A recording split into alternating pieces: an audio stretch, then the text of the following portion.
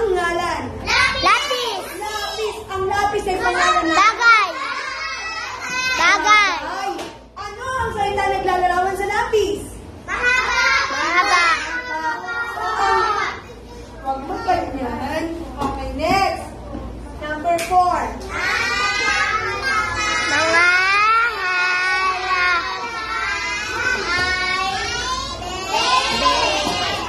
Okay. Ang mga halaman ay berde. Alin dito ang pangalan? bagay. Bagay. Ang pangalan ng ano? Bagay. Bagay. Alin dito ang